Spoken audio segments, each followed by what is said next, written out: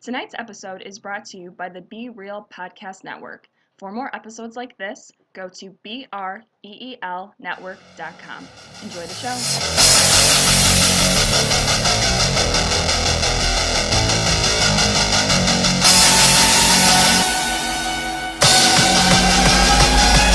Hello and welcome to another awesome episode of Movie Guys Podcast. Tonight we're talking about the first ever Netflix movie called Bright, starring Will Smith, Joe Edgerton, Naomi Rapace, and directed by David Ayer. This is Jordan, along here with Eric and Ed. Eric, how you doing tonight, buddy? I'm doing really also. It's Numi, I think, actually. Numi Rapace from Girl Dragon. I don't mean to correct you, buddy. I'm doing great. Ed, how are you? I'm doing all right. I thought you were saying you were having a new year, new me kind of moment. Actually, that's kind of what I thought you were going for right there. I'm doing all right. Not too bad. Oh, you mean like when I was correcting you with Numi? Yeah. Is it her name, Numi? Well, no, because what I'm saying is like, you know, Jordan said how you're doing, and you're like, it's Numi, and I'm like, okay, good for you. I'm happy for you. No, yeah, the actress's name I think it's pronounced Numi. But I could be wrong on that. But I mean, I know her from Girl with the Dragon Tattoo, and also the second Sherlock Holmes movie. What? With directed by Guy Ritchie. That is the woman from the Girl with the Dragon Tattoo. She's from the Swedish version Girl with the Dragon Tattoo. Yeah, the original, I guess some would call them. Does she play the Bright? She plays the Bright, right? Yeah, she plays the one Bright, yes. I knew that girl looked familiar. Which one? No, wait, not the one that's a good one, right? The bad one. Leela, yeah. Yeah, the bad one. Okay. Layla, whatever the hell. Layla. Yeah, the boss, the antagonist. The boss level. Well, we wanted to say Happy New Year to everybody who was a fan of Movie Guys Podcast. This is our first podcast recorded for 2018. Can you believe that? Wow, 2018 already. Took a break there, yeah. Yeah, you know what? We actually want to tell everybody that too. We actually took a couple-week break there. We just family, friends, everything for the holidays. Of course, we are human, guys. Sorry, but we're back. And we're here, and we're going to give you an amazing 2018. I have tortured my wife this holiday season by showing her Mother, and she's like, "Yeah." That's kind of her response. So, Wait, what is she singing? Is she a dying cat? Dying cat? No, she was just like, "Eh." That's definitely the sound you just made. It's the usual response to that movie, I think. Which my response to the movie is greatest film besides It. My number one film of the year is It. Number two would be Mother. So. Mother? Really? Jennifer Lawrence, Harvey R. Bardem? Yes. And he just like that opening sequence that much. The opening sequence is quite amazing. My wife was a little gel when the opening sequence was, a little gel. I mean, everyone was. Yeah, no, definitely. It's kind of basically the point of the movie. I mean, half of me wanted to walk out after. Just like, all right, well, that was it. I think that was it. I never see them put the climax at the start of the movie, you know. But usually that's normally how I personally operate, though. Like you just start off and finish, and then hope for the best afterwards. I'm about to say, yeah. It was almost like, well, I know we're talking about Bright, and so we shouldn't be talking about Mother here. No, we should. If anybody wants to listen to our review about Mother, check it out. It's in our archive section. But today we're talking about Bright, which is the first ever Netflix produced movie with a budget of $90 million. I mean, Netflix had some balls here, right? I mean, this is actually the officially first Netflix movie. I mean, from what I know, this is the first official movie that's done by Netflix. It just seems you know what I mean? Like it seems like they should have already done that. I feel like I'm trying to go into the bank here, into the Rolodex in my mind and try to figure out what maybe they actually had done before. Just a lot of TVs, right? Just a lot of the TVs. Yeah, a lot of episode stuff, and I think there are a couple like nature documentaries in there, and a couple other documentaries. But yeah, I'm 95% certain this is their first feature length film. Netflix officially picked up the film for a $90 million budget, and filming began in 2016, making it the most expensive Netflix film to date. That's all Oh, it so it's not their says. first one. I guess it's not their first one then. Well, I mean, they probably done Netflix or I mean, not Netflix. They probably done documentaries or stuff, but I've never seen an actual Netflix movie. Either way, even if it's not their first movie, this is the biggest thing that they've done ever. I think. I mean, other than House of Cards, like their original stuff, but like I'd have to say this is probably their biggest one-off, at least. So I kind of want to make things a little clear for people here because now this makes total freaking sense. A little behind the scenes here for all the fans who don't know about the movie business. So you have big movie production houses. You have 20th Century Fox, Universal, Paramount, so on and so forth. Well, they don't actually make movies themselves. They are distributors. So you have small little companies that actually go and make the movies. Well, I just looked up the information here, folks, and this movie was actually made by Overbrook Entertainment, who was owned by Will Smith. Okay. And Netflix just distributed it. That's it. Yeah, but it's the same concept. Like when you think of Fox, when you think of Paramount, when you think of those, they're the big in-house kind of. Yeah, they're distributors, but you think of their umbrella, and I guess that's sort of what we're talking about. You know what I mean? Yeah. I'm sure Will Smith's production company did like the Karate Kid with his kids and all that other stuff. Oh no, yeah, their first movie After- was Wild Wild West, boys. Really? Wild West. Oh yeah. You know what? I absolutely love that movie, and if none of our fans have listened to it, Shut up. if none of our fans have watched it yet, go watch the Kevin Smith special where he talks about Michael Bay and Wild Wild West. An Evening with Kevin Smith. That's all I'm saying. No, dude, come on. I mean, we're gonna talk about Bright here one more second.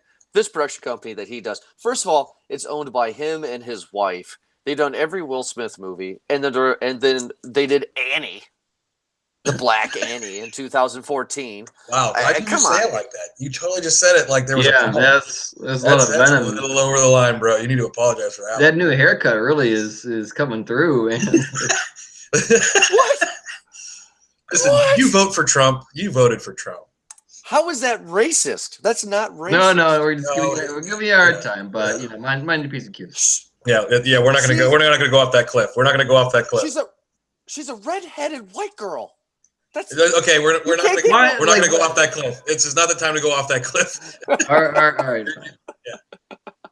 All right. Well, tonight we're talking about Bright, a movie that never should have been made because David Ayer's career should have been destroyed after the horrendous Suicide Squad. But this guy, David Ayer, he's interesting here, guys.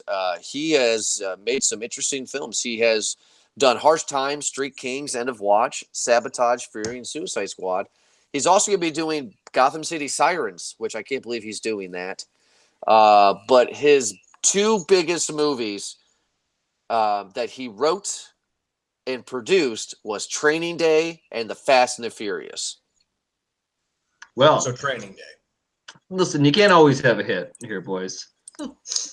So You can't always have a hit, yeah. And again, like with the Suicide Squad thing, like we won't get off on that, but I think that there's not one person to blame on that. It's multiple people for sure. That's more than one person to blame on that one. But again, get back onto Bright here. Like I had to look it up because I didn't even know this was on a whim that I had watched this. To be quite honest with you, and I know that this wasn't originally into our schedule, but this was. Came out perfectly during the holiday season, as movies often do, right? And so it was Star Wars, right? So this one came out in the wake of Star Wars, and or in the after. It was a good time because it was at home. I was like gonna hang out with especially family time with my mom for the holidays. I was like, well, let's watch Bright. Like this is something we can watch, and fuck it, whatever. Hang out, and it ended up being a pretty cool movie. I thought like it was a good. I was on board from the start, even though that like the overarching themes were very well prevalent. It was still enjoyable. I like what was going on. Like we're gonna get into it, right, boys? Here. Or? Yeah. Oh yeah, definitely. You know, and But just to go, it was perfect for like it's a holiday movie. It's just one of those where just like when you've run out of things to watch on Netflix, you're just like, hey, well, we got a fucking movie to watch. Yeah, I mean, we'll get into it a lot deeper, I think, but you know, I came across this movie. I mean, obviously Netflix, advertised the hell out of it. I mean, they should. They spent a lot of money on making it. So it was like, okay, I'll give it a shot. I actually just thought it was like a buddy cop movie that just the guy, I didn't even know what it was getting into it. I didn't watch a trailer. And our fans who listen to all of our shows know Eric doesn't watch a single trailer. He refuses to do so. Tried to. But yeah. But I didn't watch the trailer not out of because I didn't want to. I just didn't. Yeah. And this was something that I popped up as, okay, well, Will Smith's in a Netflix movie. Will Smith doesn't necessarily pick bad movies, with the exception of Suicide Squad, which we've reviewed. So I'm going to give it a shot. And it was within, I think, that first weekend that it came out. And I have to say, we have a messenger, and I was 20 minutes into the movie, and I messaged both of you and said that it was the greatest movie I'd seen all year.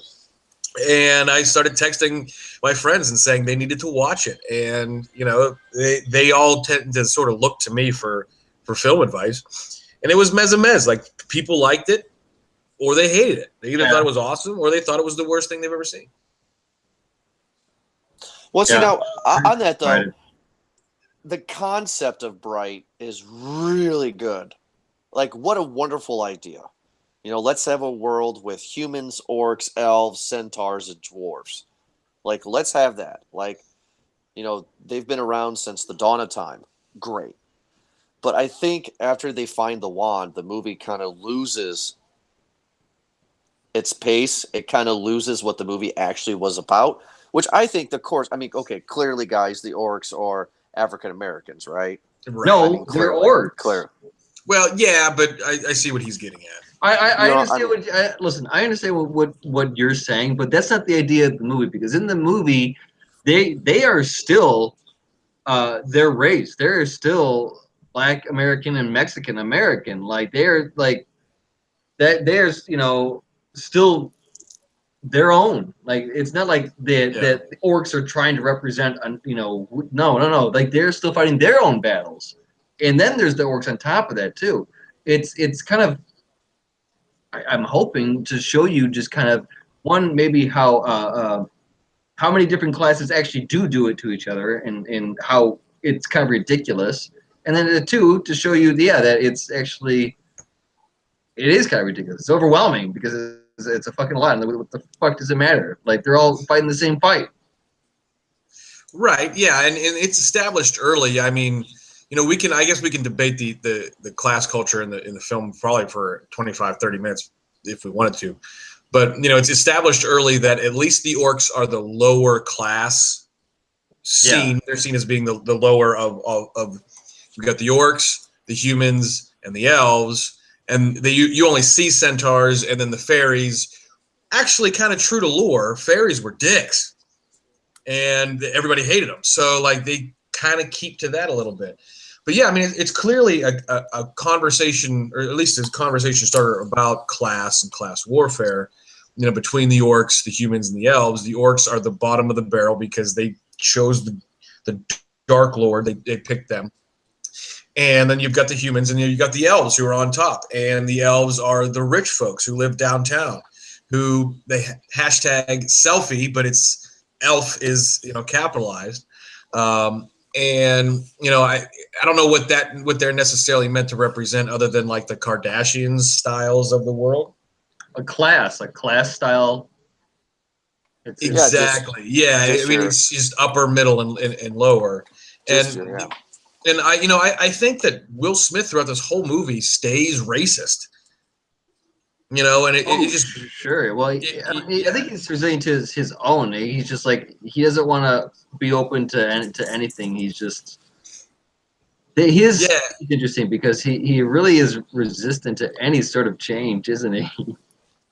Until the end, which we'll talk to, because that was a bad ending. But we'll get into that one. Well, yeah, but even still, like there are, obviously we're going to get into spoilers. It's what we do. And I know our next step in the conversation is to walk our fans through the movie, but at the end, he still says, we're not friends. And the whole time that they're in this thing together, it's basically Will Smith says, I know that neither of us are going to survive this if we don't work together, but we're not together. I don't trust you because you're an orc. And that speaks volumes. I mean, it's basically like the Archie Bunker concept. Like Archie Bunker and the Jeffersons were friends. The Bunkers and the Jeffersons were friends, but they didn't trust each other because it was the times, and it's the same concept, and I think it's very much unique in that way. I mean, it was a buddy cop movie. It was not a buddy cop. It's a cop movie that takes place in the fantasy world, but they at least brought in realistic, modern cultural thoughts to it. You see, and that's very interesting because I don't take it that way at all. I just take as Will Smith saying at the end of the movie, "We're still not friends." It's just his typical Will Smithisms. I mean, it's just to show you how much of a badass Will Smith is. Hey, everybody, Will Smith is back and he's bad again. No, it did not make any sense because that's one of my biggest gripes with the movie is definitely with the ending because there is no character arc at all. I mean, you got Jacoby, who is the rookie orc, who has a character arc. I mean, majority of characters in this movie has an arc. They go from one place to go to the next. He doesn't. He's just a blank slate the whole time, and he's just being Will Smith from Bad Boys. He's not being Will Smith and Bright. And that bad casting. They should have had Will Smith in this movie. Well, they don't really. You don't really have much of because why is he so miserable? Why is he so frustrated? He's the only straight cop on a seemingly very very crooked force, right? And he lives in a rough part of the neighborhood, and he has to deal with the bullshit every day. And he gets stuck with the orc cop, but he's actually a good guy. And he's resilient to everything, and he's apprehensive to change, and he doesn't blah blah blah. You can't. He wants to keep to himself. He's a loner. I get that. He's just trying to provide for him and his family. But like, why? What made you so cut off and closed from the world? Like, why? Why are you still good? Why aren't you crooked? Why? Did you have a role model? Is there what is your backstory? How did you get to where you are right now? I know about Jacoby already now. I know that he always wanted to be a cop when he grew up.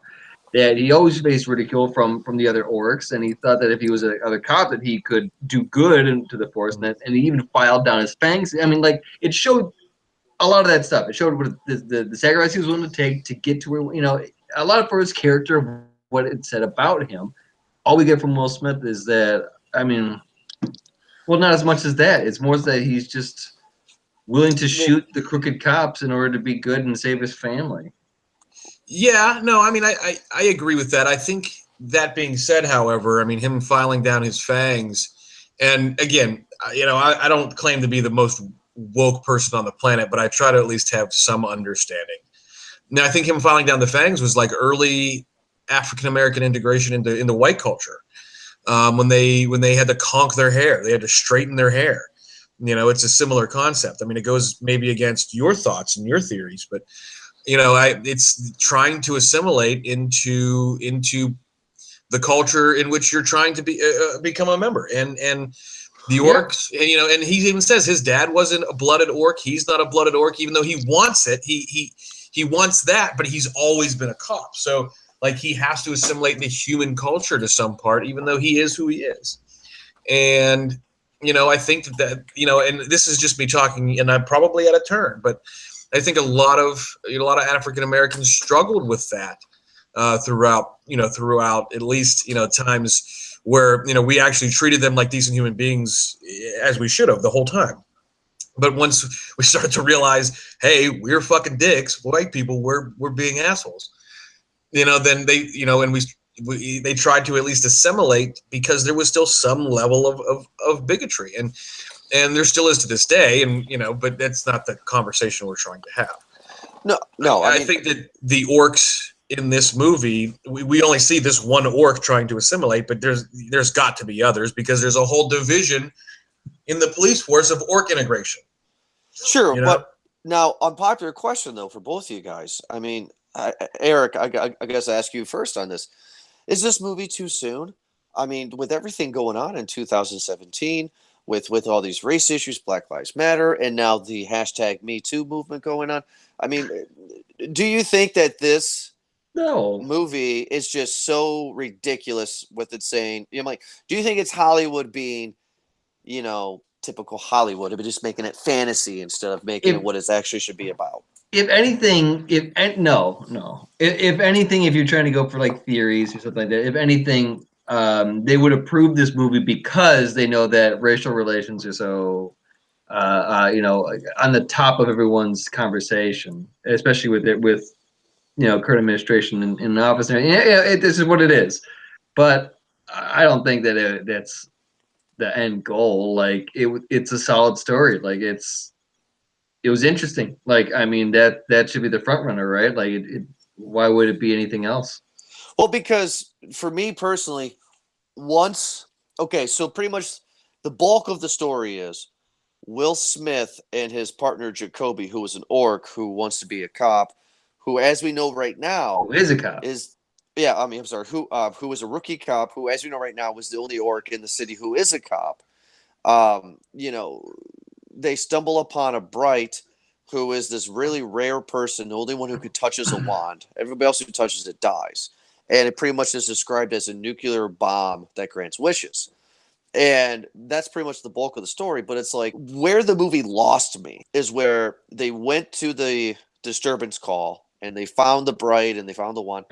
And then Will Smith just turned on the corrupt cops and killed them all in cold blood. That's when I turned on the movie because I'm just like, why would he do this? This makes absolutely no sense. Just give him the What wand.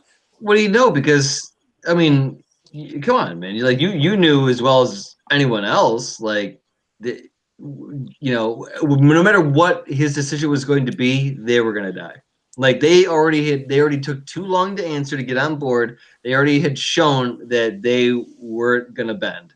Like they is yeah. Come on, man. That was kind of obvious. That's why he turned. Like he knew that they were in a life and death situation. He knew that they were targets, man. Like and he had to go out there and kill Jacoby. Like that was the thing too.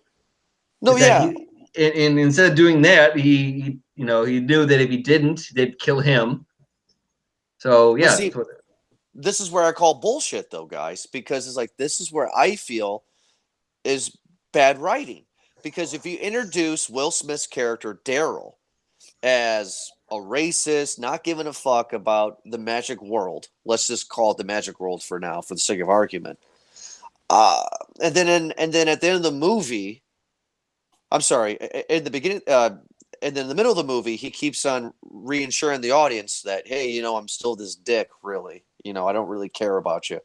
And then at the end of the movie, when he finds out that he is himself a Bright and he can touch the wand and do all these magical things, he still is a dick. So it to me, that is just bad writing. It's like if you're gonna have if you're gonna have Daryl start off being a dick, then why not he want to try to kill Jacoby? Why would he not do anything with the wand? Just give it to him. Why would he not do that if he's gonna say that at the end of the movie? That's the point of the movie. It's about. I mean, he starts off and he's throughout the whole thing. It's about self-preservation. He knew when he walked out, he felt he had to confront his partner because he got shot. Like he got shot by an orc, and he doesn't trust him, and he doesn't trust him before, and he trusts the orcs less now. So and he gets out, and he knows what's happening, but he has to get out his frustration. Okay. And then as soon as they look up and he says, what's going on? He goes, what order are they in? He knows he knew what he was going to do the whole time. He knew that they were coming out there to kill him, to kill both of them. Yeah. They wanted him to do it. They wanted him to do it so that they could say he killed his partner, and we saw it happen, so we shot him down, and then not tell anybody about the war. Okay. But that's the point of the movie, in my opinion, is that it's about overcoming your bigotries to a certain degree, sure, but it's about there not being a difference, and even though you might not necessarily agree with them, that, you know, you're out, it's self-preservation at that particular time. And, you know, they're going to have your back because they, you know, even though this isn't a human, you know, we can say we're all humans now. It's about not necessarily, it's about accepting them as who they are, accepting a people as who they are. You know what I mean? That's more the point. That doesn't make it bad writing. This is my opinion, but that doesn't make it bad writing. In fact, that particular moment, whether it's been done before or not, doesn't matter. I actually didn't anticipate it. I thought something was going to happen to where, you know, Jacoby was like, hey, listen, they're out here to kill you. Like, and then he's like, oh shit, now you're my friend, you know?